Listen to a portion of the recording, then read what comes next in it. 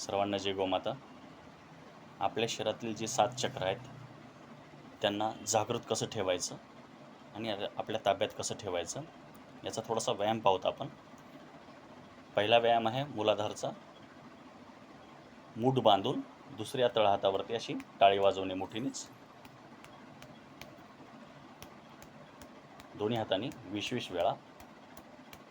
दुसऱ्या नंबरचा आहे उलट्या हाताने टाळी वाजवणे. तिसऱ्या नंबरचा आहे अंगठ्याकडून, मनगटाकडून अंगठ्याकडून असं घर्षण करायचे 20-20 वेळा. चौथा आहे करंगळी करून,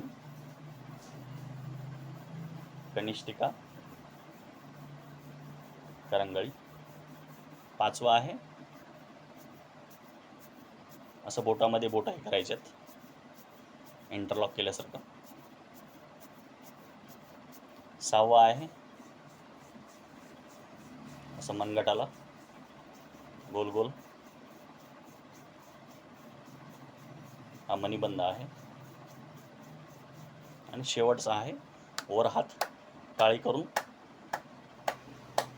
भगवंताचं गुणगान करीत करत वर पाहत पाहत 20-20 वेळा 7 चक्राला तुम्ही तत्कालमध्ये 2 मिनिटामध्ये तुम्ही त्यांना जागृत करून आपल्या ताब्यामध्ये ठेवू शकता. असा छोटासा व्यायाम सांगितलेला आहे अगदी निरोगी राहण्यासाठी आणि स्वस्थ राहण्यासाठी. हा व्यायाम अवश्य करावा. 2 मिनटं 5 मिनटं वेळातला वेळ काढून अवश्य दररोज हे जागृत करावेत 7 चक्र. सर्वांना जय गोमाता.